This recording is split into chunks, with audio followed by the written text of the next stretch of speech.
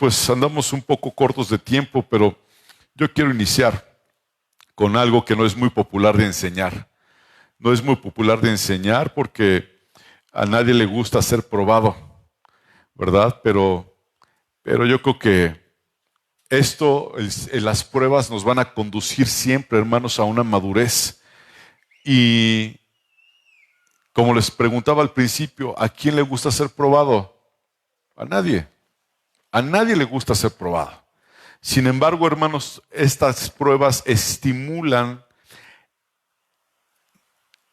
algo dentro de nuestro corazón y esto puede lograr muchas cosas en nuestra vida, las pruebas. Tenemos que recordar que siempre que nuestras pruebas y dificultades son temporales, no son eternas, pero es necesario pasar por pruebas. ¿Alguien de ustedes está pasando por prueba el día de hoy? No levante la mano, no quiero saber. ¿Alguno de ustedes está pasando por un conflicto? ¿Alguno de ustedes está pasando por una prueba en especial? Piénselo en Dios. Él es el único que sabe cuál es la condición real de cada uno de nosotros al estar aquí. Yo no sé por qué prueba estés.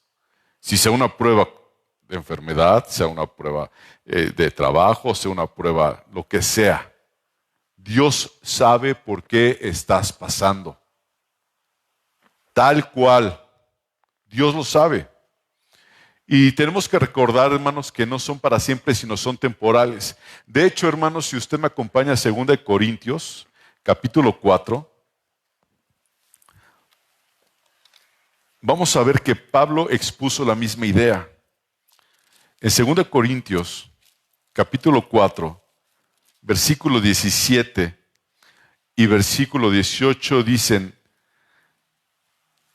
porque esta leve tribulación momentánea produce en nosotros una cada vez más excelente y eterno peso de gloria, no mirando nosotros las cosas que se ven, sino las que no se ven. Pues las cosas que se ven son temporales, pero las que no se ven son eternas. Hay aflicciones. Sí las hay. Sí las hay. ¿Hay problemas en nuestro yo? Sí lo hay. ¿A qué me refiero con pruebas, hermano? ¿Alguien me puede ayudar? ¿Alguien puede decir alguna prueba por las cuales hayan pasado o estén pasando? Aunque no le estén pasando ahorita, ¿alguien ha sido probado aquí? ¿Usted, hermana? ¿Cómo?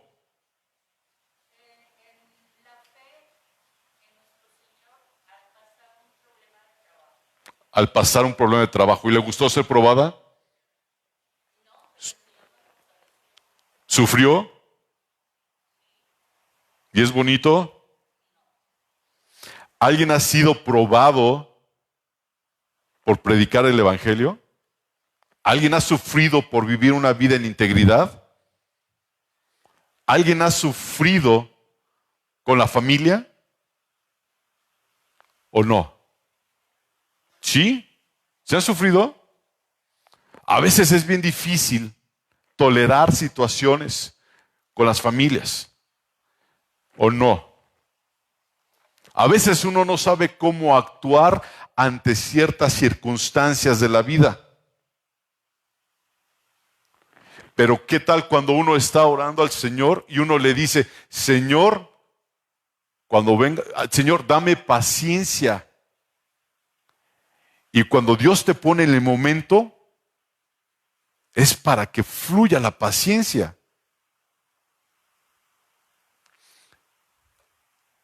Tuvimos un detalle el lunes en la frontera, mi madre y yo, para pasar para acá, para México. Y a veces uno siente cierta impotencia por las cosas, ¿verdad? Siente cierta situación, pero es cuando uno tiene en el Señor que trabajar, hablar y comportarse con paciencia. Le decíamos a esta persona, yo sé que usted es autoridad y la Biblia me dice que tengo que someterme a mi autoridad. Si usted dice que es lo correcto, adelante. Y tuvimos que acatar la situación que nos dijo la persona. Pero a veces no es fácil. Uno a veces en ese momento uno quiere aventar todo. Pero ¿por qué, Señor, si venimos aquí, venimos allá? ¿Y por qué me sucede esto? ¿Por qué me sucede el otro? Señor, pero te estoy sirviendo. Señor, pero estoy hablando de tu palabra. Señor, pero mira a mis hijos, mira a mis hijas, Padre Dios, que estoy hablándoles y mira ahora lo que sucede, lo que pasa.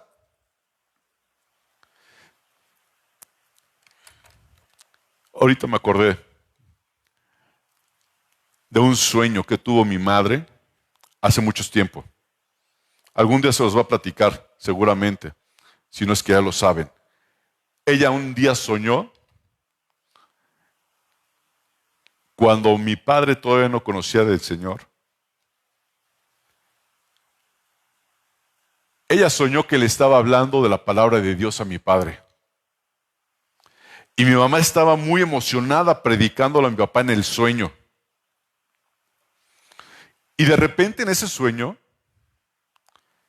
dice que entra un perro grandote a la casa. ¿Verdad?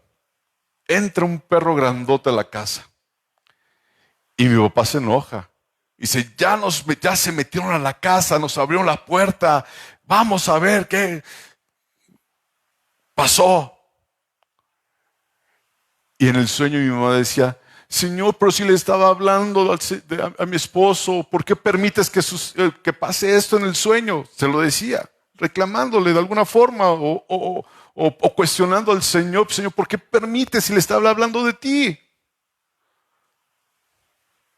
Hay muchas veces que cuando uno está hablando de la palabra del Señor, constantemente vienen luchas, vienen pruebas, vienen dificultades. Viene de repente un movimiento en tu vida que no te lo esperabas.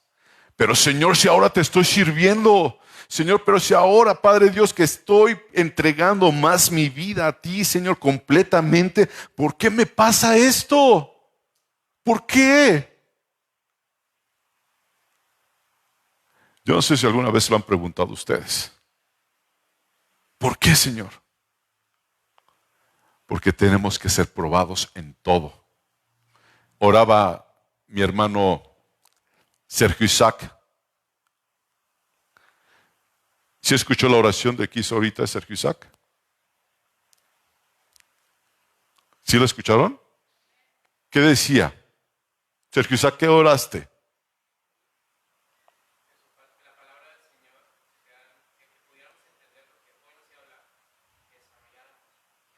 No, eso no oraste. ¿Quién habló?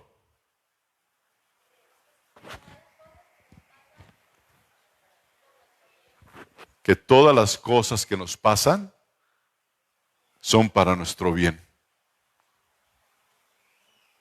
¿Estás seguro de eso, Sergio Isaac? No me contestes, estoy hablando en general. ¿Están seguros que todo lo que me suceda, Señor, sea para mi bien? ¿Todo? ¿Absolutamente todo, Alejandro? Fernando, que todo lo que suceda sea para mi madurez. ¿Estás dispuesto o no? ¿Cómo? Cuando caminamos en obediencia.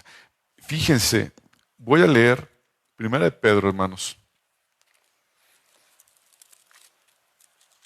Y quiero que vayan conmigo nuevamente. Voy a leer todo el párrafo completo.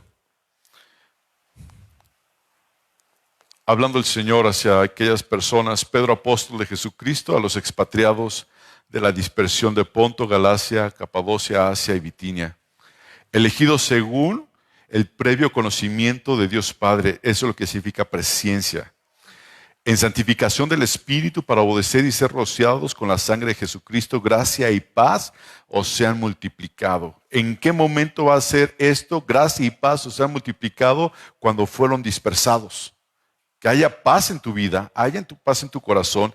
Y dice Pedro, bendito el Dios y Padre de nuestro Señor Jesucristo, que según su grande misericordia nos hizo renacer. Aquí vemos las riquezas de las gracias, para una esperanza viva por la resurrección de Jesucristo de los muertos, para una herencia incorruptible, incontaminada e inmarcesible, reservada en los cielos para vosotros. Inmarcesible, ¿qué es? Inmarchitable, que sois guardados por el poder de Dios mediante la fe para alcanzar la salvación que está preparada para ser manifestada en el tiempo postrero. Dice el versículo 6, en lo cual, en medio del desánimo, en medio del problema, os alegráis, aunque ahora por un poco de tiempo, si es necesario, tengáis que ser afligidos en diversas pruebas. Y luego dice el 7, para que sometida a prueba vuestra fe, mucho más preciosa que el oro, el cual, aunque perecedero, se prueba con fuego, sea hallada en alabanza, gloria y honra cuando se ha manifestado Jesucristo, a quien amáis sin haberle visto, a quien creyendo, aunque ahora no le veáis, os alegráis con gozo inefable y glorioso, obteniendo el fin de vuestra fe, que es salvación de vuestras almas. Cuando los mineros, hermano, sacan el oro,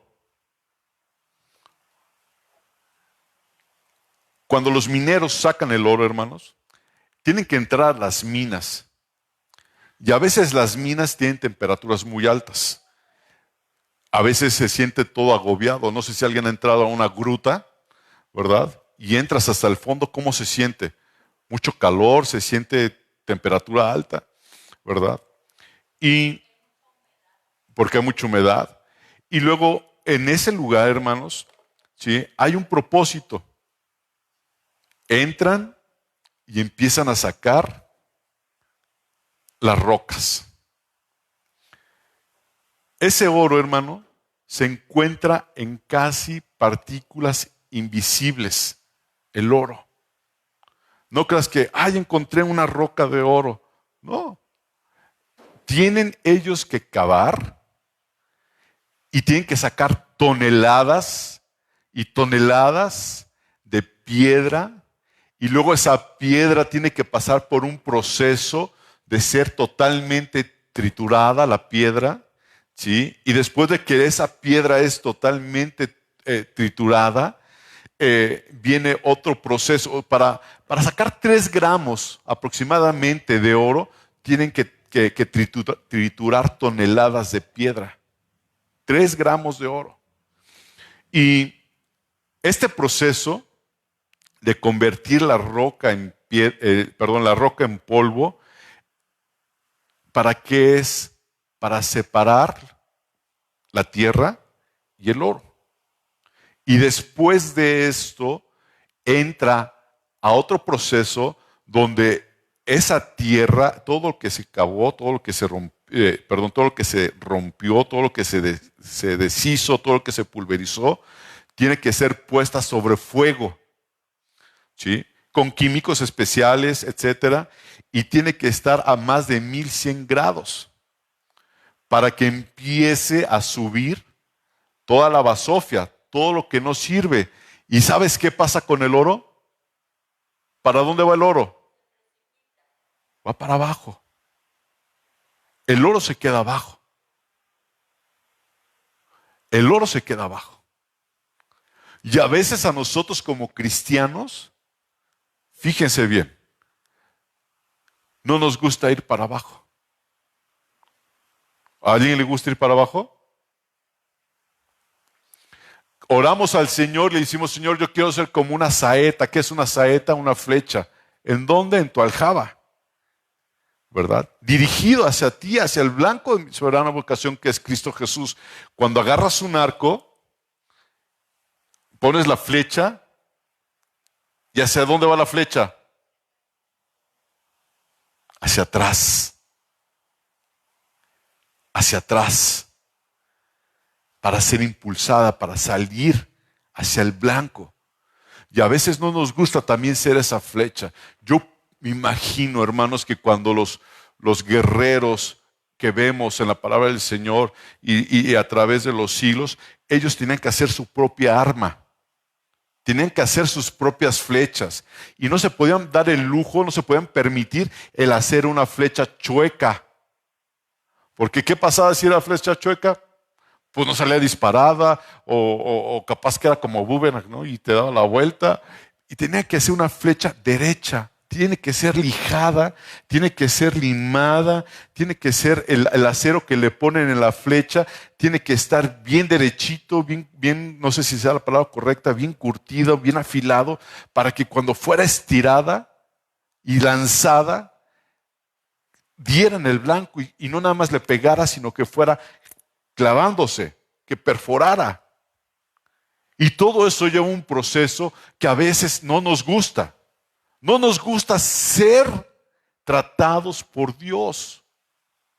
No nos gusta que Dios nos diga las cosas. ¿A alguien le gusta que Dios le diga las cosas? Que te diga, ¿sabes qué? Estás mal aquí.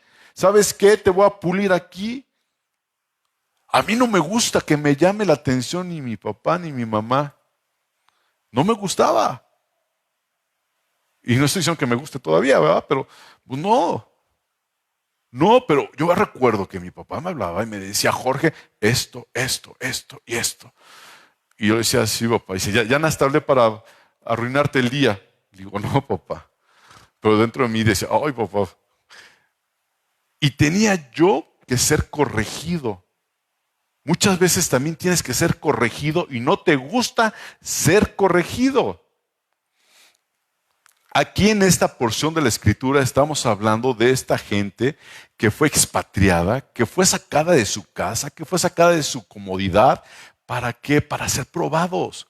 Y les dijo, no es por mucho tiempo, pero es necesario que padezcas. Y no nos gusta a nosotros pasar por esto. Ahora, ese proceso del oro después llega de que es quemado, de que está metido ahí donde está el crisol, donde está el fuego y sale la basofia. Después de eso, ¿qué crees que sucede? Lo vuelven a meter. Entre más pasa el tiempo, es más puro el oro que sale. Pero es algo tan interesante, hermano, que Dios sabe hasta cuándo puedes soportar. En 1 de Pedro 1:7 lo acabamos de leer y dice, para que sometida a la prueba de nuestra fe, mucho más preciosa que el oro, el cual, aunque perecedero, su prueba con fuego sea hallada alabanza, gloria, honra, cuando sea manifestado Jesucristo. ¿Cómo dice que tenemos que estar como cristianos? La palabra de Dios nos dice que nuestra fe como cristianos tiene que ser probada, así como el oro es probado con fuego. Pero aquí en estos versículos el apóstol Pedro, hermanos, si lo está viendo usted aquí, nos dice que en medio de la prueba, ¿qué debe de haber? ¿Qué debe de haber ahí? Sí, debe haber gozo. En medio de la prueba debe haber gozo. En medio del dolor debe haber alabanza, hermanos. Y solo lo logran aquellos que tienen una fe genuina. En este proceso, hermanos, que sufre el oro, desde que es extraído hasta que pasa por el horno de aflicción, nos hacemos quebrantables y Dios puede trabajar con nuestro carácter hasta moldearlo a través de ese proceso de fundición. En la prueba estamos más susceptibles y dispuestos a escuchar a Dios, a hablar a nuestras vidas y aferrarnos a Él, y se activa nuestra fe. Detrás de cada prueba Dios tiene un propósito establecido que obrará a bien para nosotros, aunque en ese momento en que estamos pasando por la prueba no lo creamos o no lo podamos entender. Cuando somos pasados por el fuego, hermanos, Dios no nos deja solos. En lo absoluto, Dios está con nosotros todo el tiempo. Dios se mete con nosotros al horno y permanece a nuestro lado hasta el final del proceso. Quiero que me acompañe, por favor, a Daniel capítulo 3.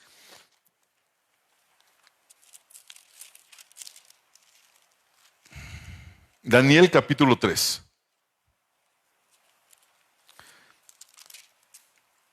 Ahí nosotros vamos a ver un relato, hermano.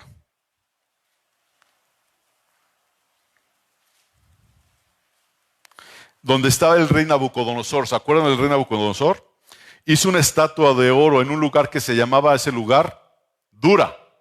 ¿Y dónde estaba ese lugar llamado Dura? Estaba en la provincia de Babilonia. Y el rey Nabucodonosor, ¿sí?, pidió que se hiciera una dedicación a la estatua, y en ese lugar donde fue la dedicación de la estatua había personajes como sátrapas, magistrados, capitanes, tesoreros, consejeros, jueces, gobernadores de todas las provincias. Y había un pregonero. ¿Sabe lo que es un pregonero? Es una persona que ¿qué hace? Grita y anuncia, ¿verdad? Así como el del periódico, bueno, ya no hay periódico, ¿verdad? Pero así como antes se ponían en las esquinas los del periódico diciendo, extra, extra. ¿Sí los llegó a escuchar? A las 4 de la tarde come Jorge, quiere una hamburguesa doble, extra, extra. Todo el mundo se enteraba. Era un pregonero. ¿Sí? ¿Un qué? Heraldo. Y aquí en este caso estaba diciendo el pregonero, todos se tienen que postrar y adorar a la estatua de Nabucodonosor, todos. ¿Ya? Me acuerdo de una cosa, pero mi mamá me dijo que me queda callado. No lo sabe, pero al rato se la platico. Sí, mamá, esa mera. Oye, mamá, ¿por qué dicen que mi papá es el señor de los periódicos? Así me sentí. ¿Verdad? Es un chiste local, pero en fin. Dice, y el pregonero anunciaba que al oír la música, el son de las trompetas, ¿qué tenía que hacer la gente? Arrodillarse. Y el que no lo hiciera, ¿qué iba a pasar? Sería lanzado a un horno. ¿Sí recuerdan eso? Ok. Estamos viendo el capítulo 3 y se le estoy parafraseando, ¿verdad? Si lo quiere leer en su casa, qué bueno, hermano. Si no, ponga atención, ¿verdad? Y hubo unos caldeos chismosos que vieron a 3 personas, ¿sí? Que no hacían lo que el rey había ordenado. El edicto del rey no les interesaba porque ellos sabían a quién servían, ¿verdad? Y estos 3 hombres eran Sadrach, Mesac y Abednego. Y Nabucodonosor se enojó mucho cuando se enteró que estos 3 personajes no se postraban delante de esa estatua, ¿verdad? Se enojó muchísimo y los mandó a traer a su presencia, y estos estaban dispuestos que cuando les preguntó, ¿por qué no están ustedes listos para cuando se escuche la música se postren? Ustedes deben de hacerlo, porque si no van a ser lanzados al horno de fuego. Y la respuesta de estos 3 varones, ¿sabe cuál fue? Dice la palabra, no es necesario que te respondamos este asunto. Ya sabes lo que te vamos a decir. No nos vamos a postrar delante de esa estatua. Y dice la palabra de Dios, ¿sí? Que la cara de Nabucodonosor se llenó tanto de coraje que su rostro se desfiguró. ¿Alguien se ha enojado tanto que hasta se asuste? Yo una vez estaba bien enojado hace muchos años, porque yo ya no me enojo. Bien enojado. Iba caminando así y pasé por el espejo y ¡ay! Me asusté. En serio, la cara se desfigura. No sé si se les ha pasado. Bueno, cuando se enojen, pasen por un espejo, ¿verdad? Así todo mal, hasta me veía así feo. Así estoy. ¿Quién dijo? No se me quitó. No seas así, Fernando. Pero no se pone feo. Imagínense, Nabucodonosor aquí dice, hermano, en Daniel 3:19, si lo lee conmigo, entonces Nabucodonosor se llenó de ira y se demudó el aspecto. Es lo que significa, se le transformó, se desformó su aspecto. Y dice aquí que su rostro contra Sadrach, Mesach y Abednego, y ordenó que el horno se calentase 7 veces más de lo que estaba acostumbrado. Tenía mucho coraje. Tiene mucha ira. Porque estos 3 personajes no doblaron sus rodillas.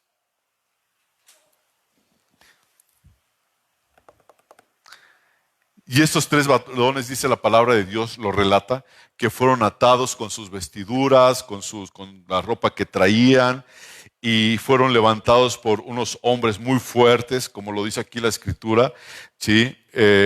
Y cuando fueron arrojados, los hombres que los levantaron cayeron en el horno. ¿Sí recuerda este pasaje?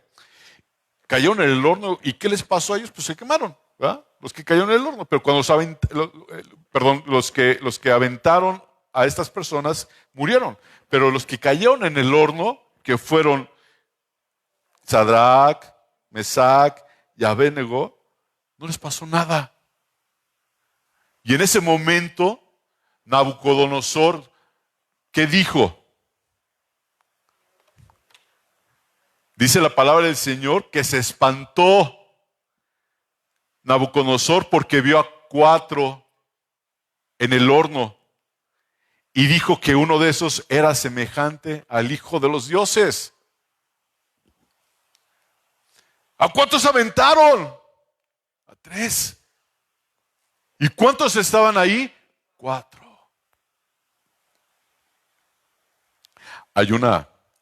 Yo no sé si ustedes recuerden, perdón por mencionarlo, pero una vez el pastor dijo, ¿qué prefieres?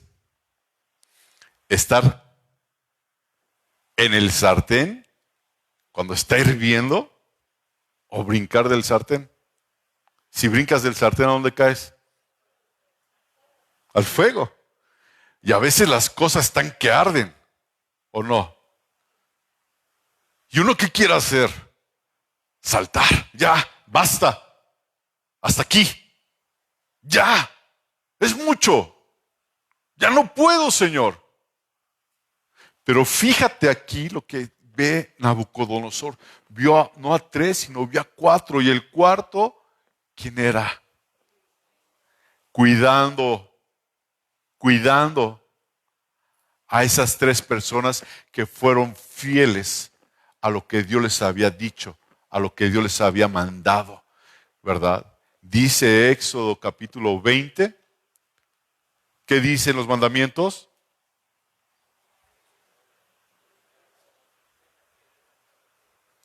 Dice el versículo, ¿cuál es el primer mandamiento? ¿Sí se acuerdan de él? ¿No? ¿No? ¿El primer mandamiento cuál es, hermano? De Éxodo 20.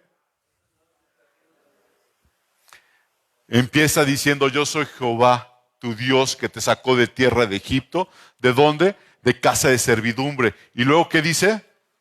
No tendrás dioses ajenos delante de mí. Usted puede ver ahí los mandamientos. Ese es el primer mandamiento. No tendrás dioses ajenos delante de mí. Y estos hombres sabían que no tenían que tener otro Dios más que el verdadero Dios. Y aún pasando por el fuego, sabían que ahí estaba el Señor.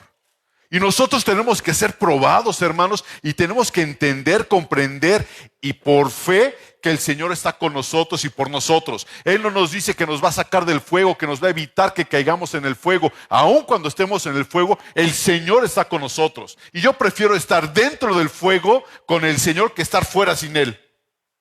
¿O usted no? A lo mejor no. Porque no es lindo. No es bonito. No es bonito sufrir, no es bonito padecer, no es bonito, pero tengo que ser moldeado. Y usted también tiene que ser moldeado. Usted también tiene que ser moldeado. Su carácter tiene que ser moldeado. Su forma de pensar tiene que ser cambiada en el nombre de Jesucristo. Usted ya no puede ser el mismo después de haber leído esto. Usted no puede seguir siendo el mismo. Para nada. Y si usted sigue siendo el mismo después de haber leído esto, entonces les voy a decir algo, hermano. Usted no le ha nacido. No le ha nacido la palabra del Señor en su corazón. Y qué triste que se lo diga, hermano, pero yo no vengo aquí a sobar a nadie. Yo vengo a decir lo que el Señor a mí me ha enseñado y me ha dicho. Y yo le digo, hermano, que si usted sigue caminando mal delante de Dios, arrepiéntase. Es en serio, hermanos. Dios llama la atención.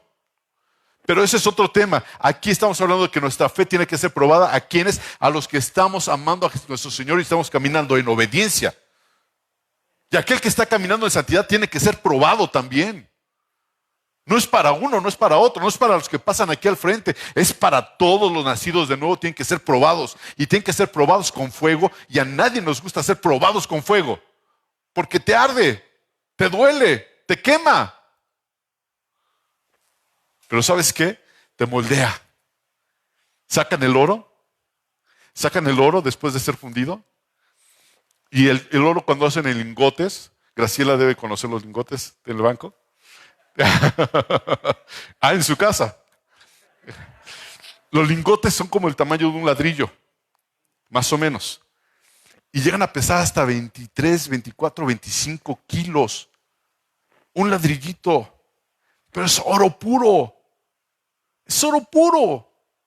Y fue moldeado, fue sacado, fue triturada la piedra, fue sacado ahí el oro, se calentó, hirvió. Pero ¿sabes una de las cosas que leí en el proceso de esto del oro? El oro no puede ser quemado más allá o calentado más allá de lo que puede soportar.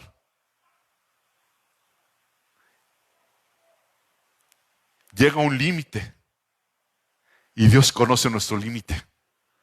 Porque muchas veces dices al Señor, Señor, ya párale.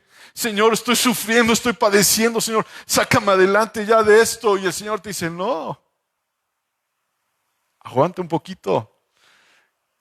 En este viaje que hice con mi mamá, y déjenle presumo, porque pues como Carlos también viaja con su mamá, pues ahora también yo me la tuve que llevar. No me la tuve que llevar, me la llevé por gusto. Yo la invité. Aunque ella pagó todo, pero yo la invité. ¿Verdad? Me platicó que cuando fuimos hace, ¿qué, mamá? 2, 3 meses, allá por San Antonio de las Alazanas, dice que venía un águila volando bien abajo. ¿Y sabes con quién venía? Con su polluelo. Venía cuidándolo. Y a veces así es el Señor. Cuando nos está enseñando a volar. Cuando nos está enseñando a vivir una vida en Cristo. Nos suelta. Llega el momento que te suelta. Y ahí vas aleteando. Y sientes que te vas a caer. Y ahí está el Señor cuidándote, enseñándote a volar. Enseñándote. Cuidándolo. Y te va cuidando el Señor. Yo me pregunto siempre, ¿por qué el Señor nos compara con un águila? ¿Por qué no nos compara con una gallina?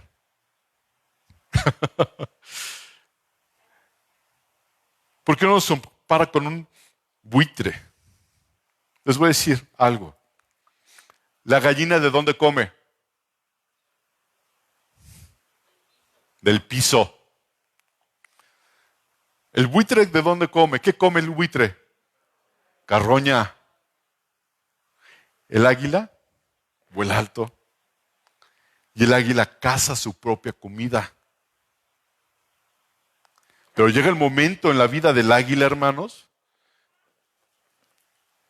que crece, se casa y tiene solamente una pareja en toda su vida.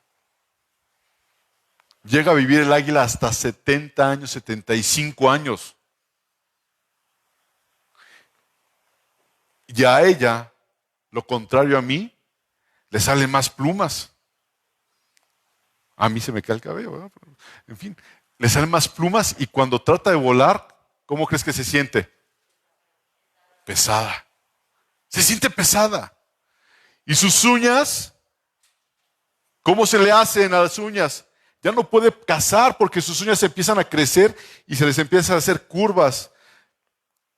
Yo me acuerdo que teníamos un perico hace muchos años, cuando vivimos en la Ciudad de México, que estaba en la jaula y tenía las uñas así como que casi le pegaban aquí en la palma de la pata las uñas. Apenas se agarraba ahí en el palito ese que estaba ahí, ¿no? Pero no podía cazar. Y pasa lo mismo con las águilas. Y el pico de las águilas, ¿qué sucede? Se le curva más. Y llega el momento, hermanos, en que tiene que pasar un proceso. Y ese proceso no es fácil. No es nada fácil porque esa águila tiene que llegar y subir a lo más alto de la montaña y ahí refugiarse en una peña. ¿Por qué? Porque va a pasar un proceso de 3 meses en el cual tiene que las uñas, ¿qué crees que tiene que hacerse? Arrancárselas. Y luego, ¿qué crees que tiene que hacer? Desplumarse. Despojarse. ¿Y ustedes creen que no le duele al águila? Pero si no lo hace, se va a morir. Y luego llega el momento más difícil, ¿saben cuál es?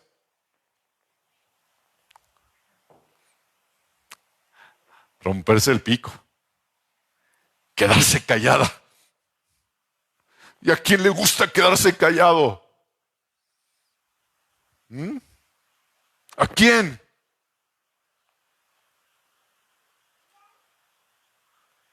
Y ahí surge nuevamente el águila. Salen nuevas fuerzas. Surge otra vez esas plumas, le crecen las garras, le crece el pico y sale renovada por un proceso que tiene que pasar. Tú y yo tenemos que pasar por un proceso delante del Señor y a veces no nos gusta y a veces renegamos, pero es necesario que pasemos por ahí. Y el que no pase por ahí, hermano, va a morir. No hay otra opción. Dice la palabra de Dios que tenemos que ser probados ¿en qué? En todo. En todo. Y a veces llega una prueba chiquita, pequeñita, y nos estamos muriendo. Nos estamos ahogando en un vaso de agua. A veces se nos olvida, hermano, de dónde nos sacó el Señor y hasta dónde nos ha traído. Y a veces ¿sabes qué, hermano? Pasa algo terrible porque ves a los demás y dices, no les pasa nada. Viven requete bien. Viven en paz. Tienen todo. Tienen sanidad. Están sanos. Tienen dinero. Viajan. Comen cada fin de semana en muy buenos restaurantes, se viste bien. Y yo que predico tu palabra, con los zapatos rotos. ¿Por qué? Porque mejor no diezmas. Señor, pero me quedé sin trabajo. Estoy tratando con tu yo. Señor, pero siento que me estoy yendo para abajo, Señor, y tú sabes que estoy sirviéndote, Padre. No me refiero a la iglesia, sino en la casa, en el trabajo, en todo lugar debemos de servir al Señor. Señor, está hablando tu palabra y ve lo que me pasa y ve lo que sucede y por qué, Señor. Y aquel que se la pasa barbeando al jefe le va muy bien y yo que soy honesto, que soy íntegro, que hago las cosas correctamente, Señor, ¿por qué me está yendo mal?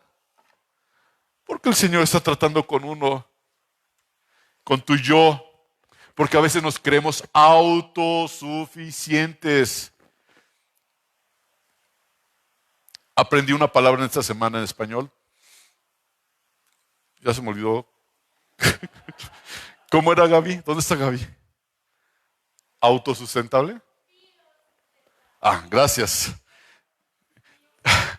A veces nos creemos nosotros mismos autosustentables, ¿verdad? De que nosotros podemos hacer todo. Y yo puedo, y yo aquí, y yo allá, y soy un genio. Pero ¿sabes qué? Tú y yo somos inútiles, el que hace las cosas es Dios. Y luego, hermanos, nos lleva la palabra del Señor al libro de los Salmos. Y durante todo este proceso, quiero que vaya conmigo al libro de los Salmos capítulo 73. Durante todo este proceso, hermanos, el Señor Jesús está con nosotros. Y el Señor Jesús hizo una oración diciéndole al Señor, no te ruego que los quites del mundo. No te estoy pidiendo, Señor, que los quites de todo lo que están pasando, sino que los guardes del mal. Que los guardes del mal. A veces oramos, hermanos, y decimos, Señor, guárdanos, líbranos de todo mal. Y yo se los he comentado, a veces pensamos que es líbranos de todo mal, es líbranos de cualquier accidente, líbranos de que nos caigamos de las escaleras, líbranos de algo. Pero ¿sabes dónde está el mal? En uno. Líbranos de todo mal. Guarda mis ojos, guarda mi corazón, guarda mi vida, guarda mi boca, guarda mis pasos. Líbrame de correr hacia el mundo, líbrame de que mis pies tropiecen. Dice el profeta Isaías, por muy torpe que seas, si andas por el camino de santidad, no te vas a perder. Lámpara es a mis pies tu palabra y lumbrera mi camino.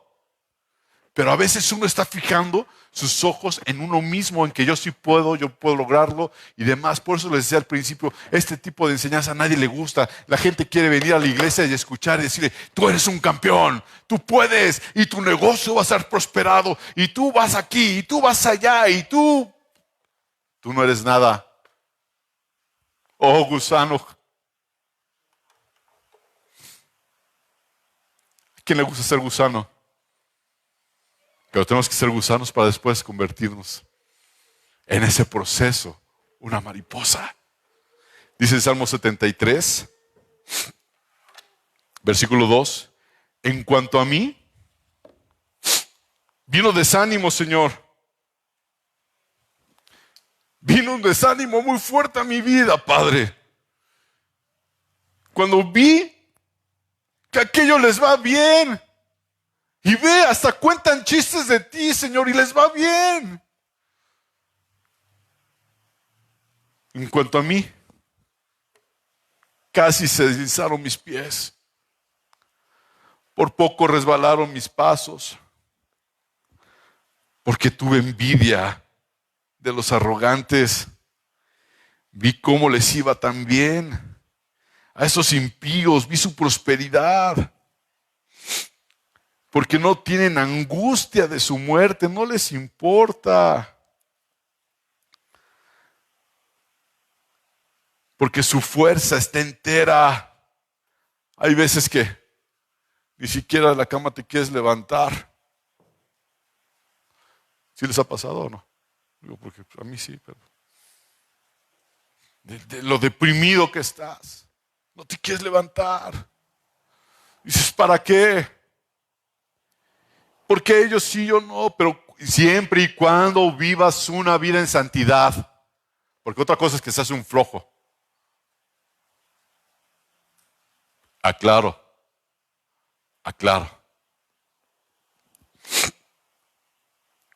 No pasan trabajos como los otros mortales, versículo 5, ni son azotados como los demás hombres. Por tanto, la soberbia, el orgullo que tienen, los corona y cubren su vestido, cubren sus ropas de violencia, hacen lo que se les pega la gana, Señor. Sus ojos se saltan de tanto pecado, tanta maldad. Están así grandotes de tanto pecar, sus ojos se les saltan, están todos abotargados y se ríen, se mofan de los demás. Mira cómo me va a mí, me va muy bien. ¿Y tú? ¿Cómo te está yendo? Deja esas cosas, vente para acá, vive la vida, ve.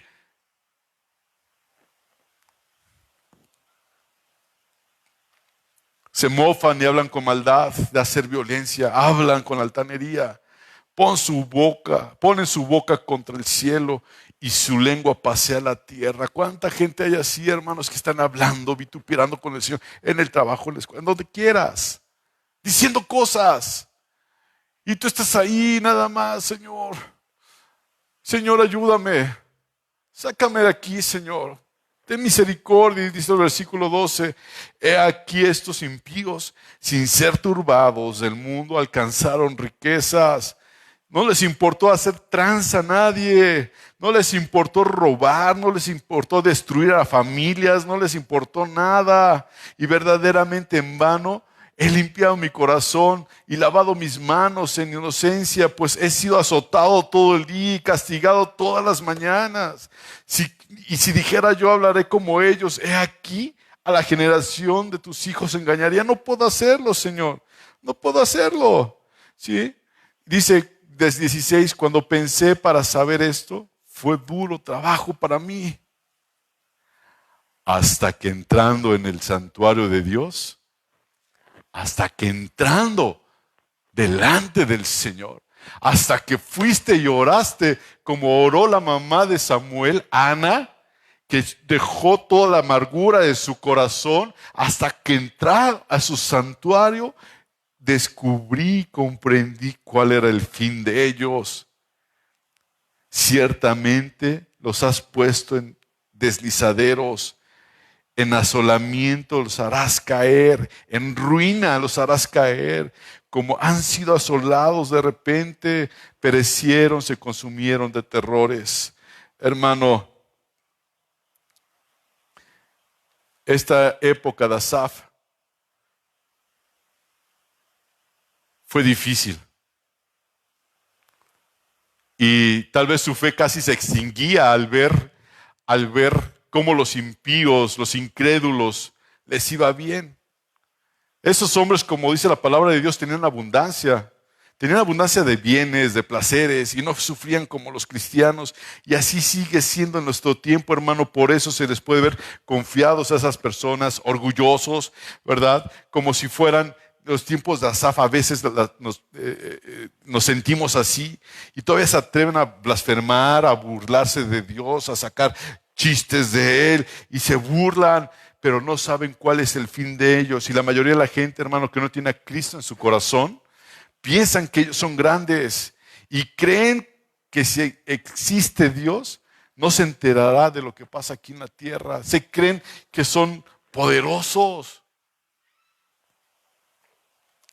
Quiero que lea conmigo el Eclesiastés. Vamos a ver qué dice el predicador. Eclesiastés, capítulo 8, versículo 10.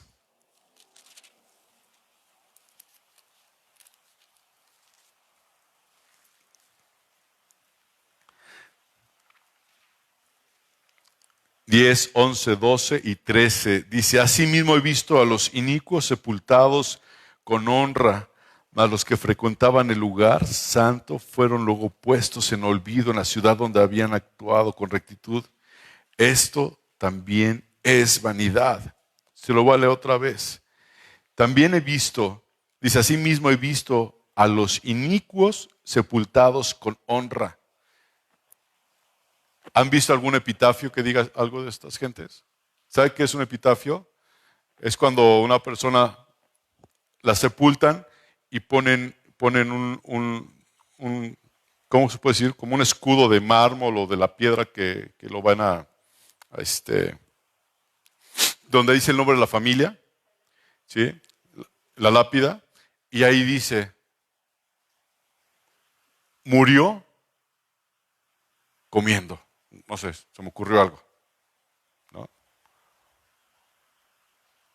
Y en esos epitafios de la gente poderosa, dice aquí: he visto a los inicuos sepultados con honra. Ves los funerales llenos de gente. Y llegan en camionetas, último modelo, y ahí están y se bajan. Este hombre dio todo por Saltillo. Este hombre nos dio la libertad. Este hombre. Y empiezan a alabarlo. Cuando fue un robatero, como dicen, ¿no? Y empiezan a decir cosas maravillosas de este hombre y su epitafio. Y dicen cosas bonitas. Y cuando un cristiano se muere, lo ponen en el periódico: se cayó del tercer piso y se petateó. Y es el epitafio que le dan. Pero fíjense: asimismo he visto a los inicuos sepultados con honra, a los que frecuentaban el lugar santo fueron puestos en olvido. No se olvidan, se olvidaron. Luego dice aquí: en la ciudad donde habían actuado con rectitud. Y el que hizo el bien, ni se acuerdan de él. Es más fácil que se acuerden de algo que haces mal que de algo bueno que hagas. ¿Están de acuerdo? Yo por eso le digo a mi esposa, ve a mis hijas, a mí no me ves. ¿Va? Ve lo bonito que salieron. Ahora luego se empieza a reclamarme. Pero en fin, dice el versículo 11, por cuanto no se ejecuta luego sentencia sobre la mala obra, el corazón de los hijos de los hombres está en ellos dispuestos para hacer el mal. Dice aquí, hermanos, en otras palabras, también he visto que sepultan con honores a la gente malvada, le ponen grandes epitafios y la gente buena ni en su propio pueblo la recuerdan. Y esto es verdad. Y luego sigue diciendo aquí la palabra de Dios, cuando el malvado no es castigado de inmediato, la gente piensa que puede seguir haciendo lo que quiera, lo malo. Versículos 12 y 13 dice, y aunque el pecador haga mal 100 veces y prolongue sus días, con todo yo también sé que les irá bien a los que a Dios temen, los que temen ante su presencia. Y versículo 13 dice, y que no le irá bien al impío, ni le serán prolongados los días que son como sombra, por cuanto no teme delante de la presencia de Dios. Tal vez haya gente malvada, hermano, que peque y vuelva a pecar y viva por muchos años, pero yo sé que no les irá bien durante mucho tiempo, hermano. Pasarán tal vez por la vida como sombra, pero porque no respetan a Dios. En cambio, quienes aman a Dios y obedecen a Dios, aquí dice, hermanos, que les irá mejor. ¿Y sabes por qué? Porque dice la palabra del Señor que aunque padezcamos un poco de tiempo, sabemos que tenemos una recompensa en el cielo. Y esa recompensa en el cielo es eterna, no es corta. Yo voy a la mitad, más allá de la mitad de mi vida, por edad. O sea, prácticamente, hermanos, ya estoy más para allá que para acá. Sí. O sea, ya, no sé cuánto tiempo voy a vivir, pero yo prefiero vivir estos últimos años en el Señor que teniendo abundancia de cosas. Porque soy eterno y no voy a cambiar la eternidad por nada chiquito, nada corto. ¿Usted sí? Dice la palabra del Señor que la fe del cristiano en Gálatas 2:20. ¿Sí se acuerda de ese versículo? Que dice, con Cristo, ándele, a ver, fíjese.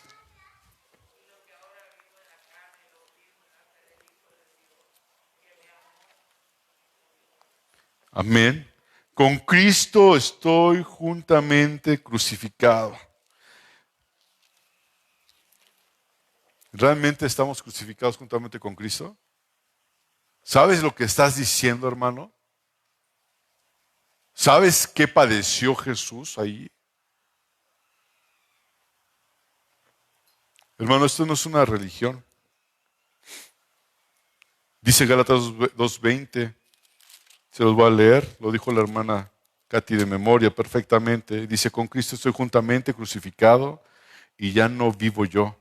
Ya no viven mis pensamientos, ya no viven mis costumbres, ya no viven lo que yo quiero hacer. Ahora Cristo es el que vive en mí y ahora Él es el que gobierna mi corazón y ahora es el que Él toma las decisiones en mi vida y ahora Él es mi Rey, mi Señor, mi todo, así como lo cantamos el día de hoy, ¿verdad? Él es el que está adiestrándome, Él es el que me está cuidando, Él es el que me protege y dice aquí la palabra del Señor, y lo que ahora vivo en la carne, lo vivo en la fe.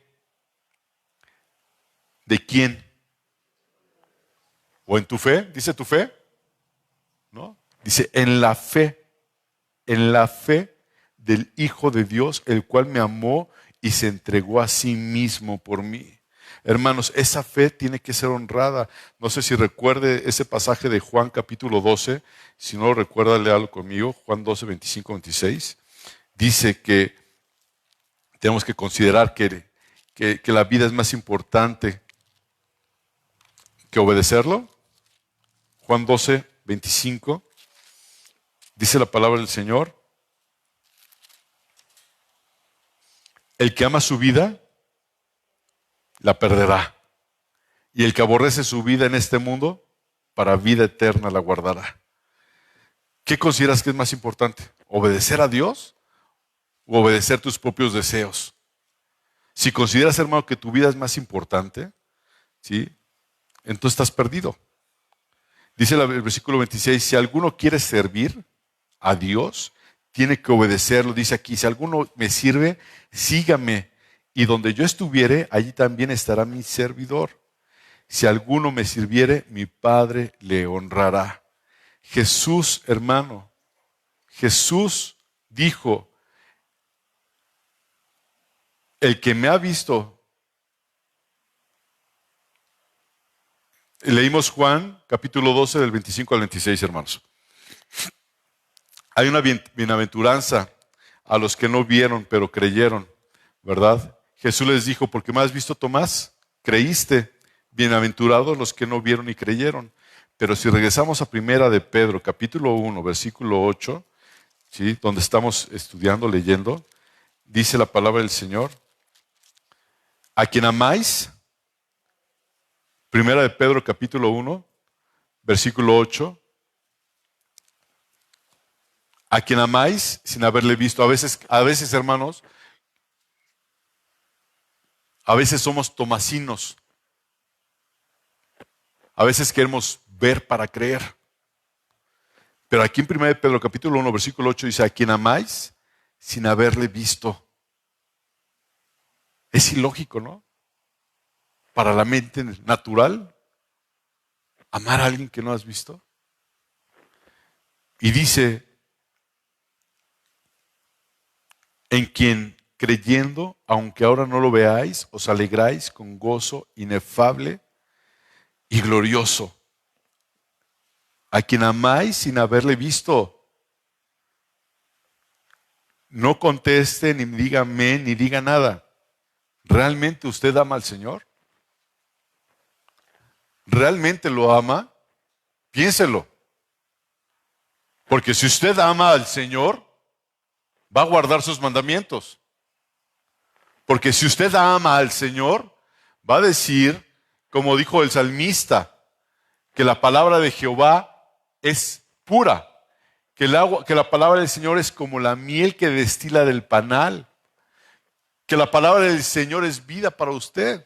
Si usted realmente ama al Señor, hermano, ¿sí?, si usted realmente ama al Señor sin haberlo visto, hermano, va a tener un gozo que no puede ser descrito. Yo le pregunto a usted, por último, quiero terminar con unas palabras más. Si usted, hermano, realmente ama al Señor, ¿el Señor lo sentirá? Yo recuerdo que el pastor le decía en sus oraciones, Señor, ¿sientes que te amo? Si usted le dice al Señor ahorita, hermano, Dios, ¿sientes que te amo? ¿Cuál sería la respuesta de Dios para usted? ¿O es costumbre? Piénselo. Realmente esto tiene usted que meditar y salir de aquí, hermano, meditando en esto. Viene aquí porque realmente necesita ser alimentado y ama al Señor y quiere edificarse, o viene aquí para cumplir, para estar, etcétera, etcétera, etcétera. Hermano, termino con este comentario.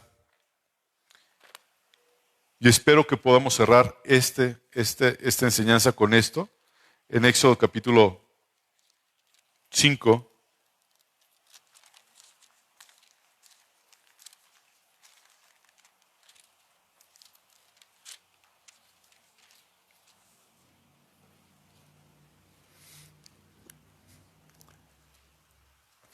Éxodo capítulo 5, versículo 1.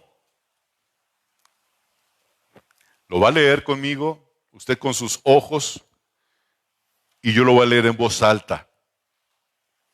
Después Moisés y Aarón entraron a la presencia de Faraón y le dijeron, Jehová el Dios de Israel, dice así: deja ir a mi pueblo a celebrarme fiesta en el desierto.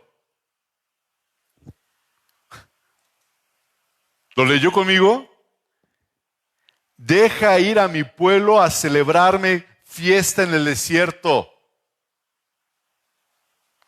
¿Cuántos están pasando por un desierto hoy? ¿Cuántos han pasado por un desierto?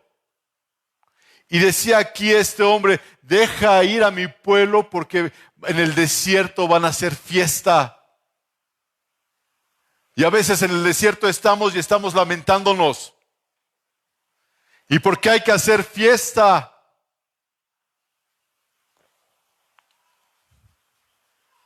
Y cantamos: aunque mis ojos no te puedan ver, te puedo sentir.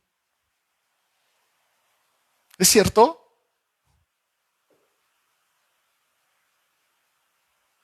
Yo digo que debemos de cantar, y de noche cantaremos celebrando tu poder con alegría en el corazón, en medio del desierto, en medio del problema, en medio de donde Dios está tratando con cada uno de nosotros hacer fiesta. ¿Sabes por qué fiesta? Porque Él está tratando con nosotros, porque somos sus hijos, somos su especial tesoro. Porque Él nos escogió, nos redimió. Y dice después, más adelante, en capítulos más adelante, en Éxodo 33, empieza a hablar ahí diciendo que el Señor ya no iba a ir con el pueblo a la tierra donde fluye leche y miel. ¿Y qué le dice Moisés al Señor en Éxodo 33, 15? Señor, si tú no vas conmigo, yo no me voy. Yo no voy. Yo no sé por qué estés pasando, querido hermano. Yo no sé por qué estés pasando, pero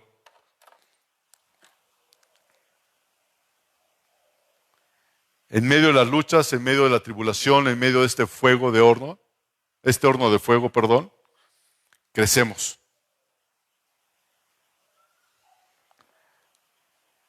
La prueba trae paciencia. Y tienes que, a veces eso va en contra de tu voluntad, lo que está sucediendo. Y tienes que entregarle tu voluntad al Señor. Señor, hágase tu voluntad. Pues la estoy haciendo. No, pero no así. Así la quiere hacer el Señor. Y a veces, hermano, uno sigue el impulso de su propia voluntad.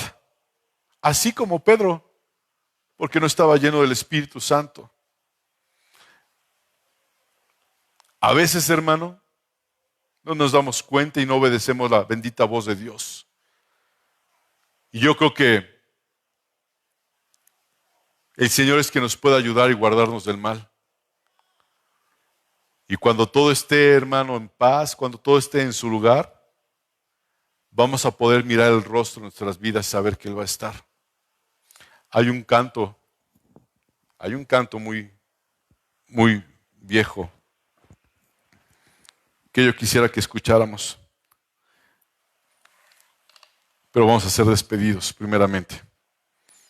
Así como está.